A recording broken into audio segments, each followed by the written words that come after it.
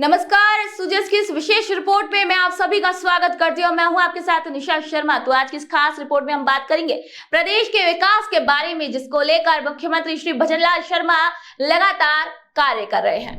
मुख्यमंत्री श्री भजनलाल शर्मा के नेतृत्व में राज्य सरकार प्रदेश में चिकित्सा व्यवस्था को बेहतर बनाने को लेकर निरंतर कार्य कर रही है। इसी कड़ी में राज्य सरकार ने कोटपुतली के बानसूर विधानसभा क्षेत्र के नारायणपुर के सीएचसी को अत्याधुनिक सुविधाओं से लैस करने की दिशा में महत्वपूर्ण कदम उठाए हैं। स्थानीय विधायक श्री देवी सिंह शेखावत और उपखंड अधिकारी श्री दिनेश शर्मा की अध्यक्षता में सीएचसी परिसर में आरएमआरएस की बैठक आयोजित की गई। इस बैठक में चिकित्सा अधिकारी डॉक्टर पूरणमल ने गर्मी के मौसम और आमजन की जरूरतों को ध्यान में रखते हुए कई महत्वपूर्ण प्रस्ताव रखे। इन प्रस्तावों में अस्पताल में 2 आईसीयू बेड की सुविधा शुरू करना, नया पावर ट्रांसफार्मर लगाना, भवन लोकार्पण, यूपीएस लैब की स्थापना सहित कई प्रस्ताव भी शामिल है। विधायक श्री देवी सिंह शेखावत ने कहा कि प्रदेश के मुख्यमंत्री श्री भजनलाल शर्मा चिकित्सा व्यवस्था को लेकर बेहद ही गंभीर हैं और उनका उद्देश्य है कि आमजन को प्राथमिक स्तर पर ही समुचित चिकित्सा सुविधाएं मिले। मुख्यमंत्री निःशुल्क दवा योजना के तहत अस्पताल में लगभग सभी जरूरी दवाएं उपलब्ध कराई गई, जिससे हर व्यक्ति को लाभ मिल रहा है। शीघ्र ही अस्पताल में सोनोग्राफी जैसी सुविधाएं भी उपलब्ध कराई जाएंगी। इससे पहले सभी वार्डों को बेहतर बनाया जाएगा और लगभग सभी आवश्यक जांच की सुविधा नारायणपुर सीएचसी में उपलब्ध होगी। हमारे यहाँ इस क्षेत्र के मांग के अनुसार बेड क्रमोन्नत किए और 30 की जगह 50 बेड का 30 बेड में 6 डॉक्टरों की नियुक्ति रहती है और इसमें 11 डॉक्टरों की नियुक्ति रहती है। अभी एसडीएम साहब भी कह रहे थे, थानेदार जी भी कह रहे थे कि भाई महिला डॉक्टर की जरूरत रहती है।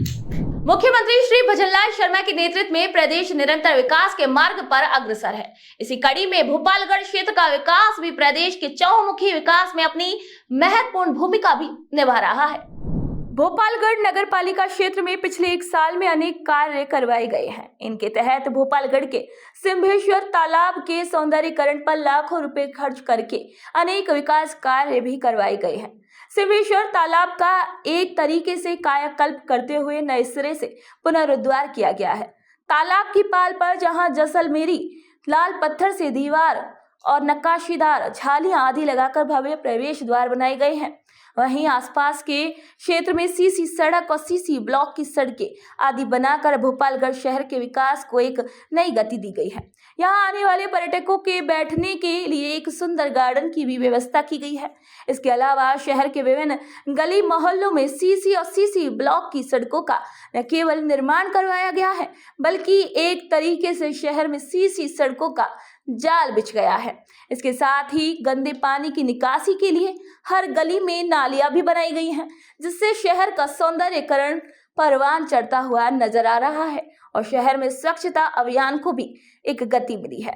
कुल मिलाकर कहा जा सकता है कि मुख्यमंत्री श्री भजनलाल शर्मा के नेतृत्व में भोपालगढ़ नगर पालिका क्षेत्र चहुमुखी विकास की ओर अग्रसर हो रहा है। मुख्यमंत्री श्री भजनलाल शर्मा के नेतृत्व में राज्य सरकार ने यूं तो जनता को डिजिटल सुविधाओं से जोड़ने की दिशा में एक और बड़ा कदम उठा दिया है। जलदाय विभाग ने नए जल कनेक्शन की प्रक्रिया को पूरी तरीके से ऑनलाइन कर दिया है, जिससे आमजन को अब घर बैठे ही उसका लाभ मिलने लगा है। भरतपुर में अब शहरवासियों को जल कनेक्शन के लिए जलदाय विभाग के चक्कर नहीं लगाने पड़ेंगे। जलदाय विभाग ने भरतपुर में नए जल कनेक्शन की प्रक्रिया को पूरी तरीके से ऑनलाइन कर दिया है, जिससे आमजन को घर बैठे ही लाभ मिलने लगा है।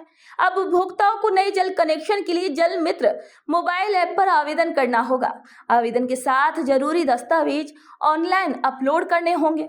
आवेदन प्रक्रिया पूरी होने के बाद फाइल संबंधित सहायक अभियंता तक पहुंचेगी, जो मौके पर जाकर जल कनेक्शन की इस प्रक्रिया को पूर्ण करेंगे। इस सुविधा से उपभोक्ता बेहद संतुष्ट नजर आ रहे हैं।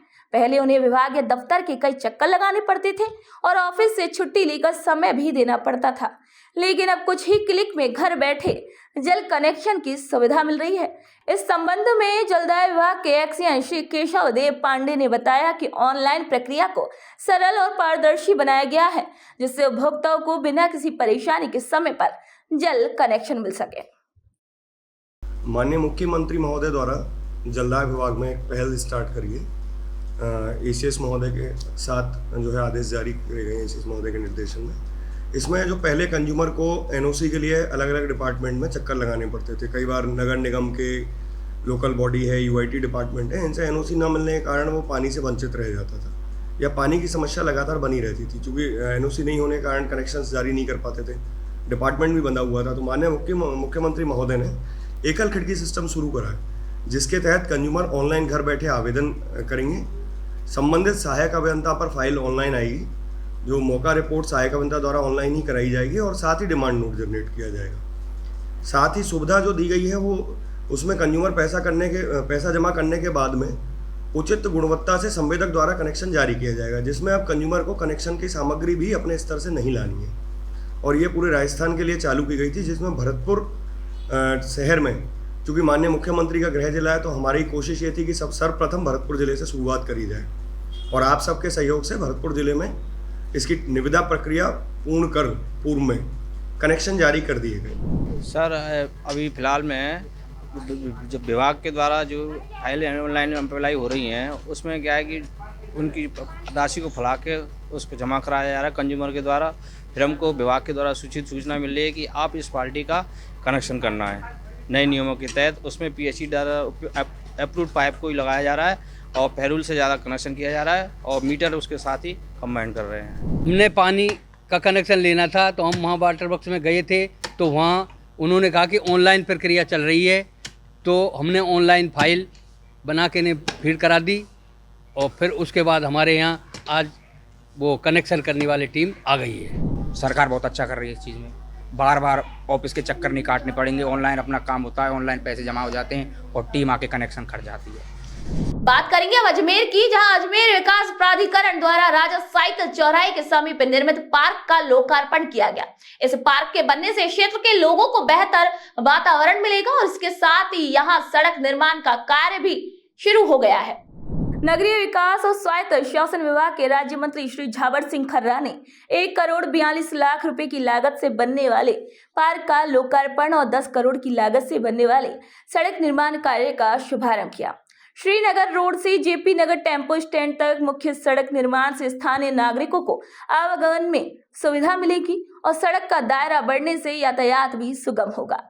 मंत्री श्री झावर सिंह खर्रा ने कहा कि मुख्यमंत्री श्री भजनलाल शर्मा के नेतृत्व में सरकार विकास और जन कल्याण के लिए प्रतिबद्धता से कार्य कर रही है। ये पार्क क्षेत्रवासियों के लिए एक महत्वपूर्ण सौगात है। इससे नागरिकों को स्वच्छ और हरित वातावरण भी उपलब्ध होगा। मुख्यमंत्री श्री भजनलाल शर्मा के नेतृत्व में राज्य सरकार खेलों को बढ़ावा देने की दिशा में लगातार कार्य कर रही है। प्रदेश में खिलाड़ियों को अंतर्राष्ट्रीय स्तर की सुविधाएं देने की दिशा में तेजी से काम किए जा रहे हैं। इसी के चलते बूंदी में एक सार्थक पहल की भी शुरुआत हो रही है। अब बूंदी में शूटिंग के खिलाड़ियों को विश्व स्तरीय प्रशिक्षण भी दिया जाएगा। इसी दिशा में अंतर्राष्ट्रीय निशानेबाज शिमोन शरीफ की पहल शूटिंग में दिलचस्पी रखने वाले खिलाड़ियों के लिए मददगार बनेगी। शरीफ देश में कई जगह शूटिंग के विश्व स्तरीय प्रशिक्षण प्रदान कर रहे हैं। इसी कड़ी में बूंदी की नवनिर्मित शूटिंग रेंज में ये सुविधा शीघ्र मिलेगी। इसके लिए बूंदी की प्रशिक्षण शाखा के लिए राष्ट्रीय पदक विजेता और अंतर्राष्ट्रीय निशानेबाज संघ ने बूंदी के ही प्रशिक्षक योगेंद्र सिंह शेखावत को नियुक्त किया है। वे अपने अनुभव और नवीन तकनीकी से जिले की स्थानीय प्रतिभाओं को राष्ट्रीय और अंतर्राष्ट्रीय स्तर की निशानेबाजी में पारंगत करेंगे। शूटिंग में विश्व स्तरीय प्रशिक्षण की तैयारियों को लेकर जिला कलेक्टर श्री अक्षय गोदारा ने पूरी प्रक्रिया की समीक्षा की और प्रशिक्षण देने की तैयारियों का जायजा लिया। इसके लिए जिला कलेक्टर श्री अक्षय गोदारा ने खुद निशाना लगाकर संसाधनों के साथ प्रशिक्षण की बारीकियों को साझा किया।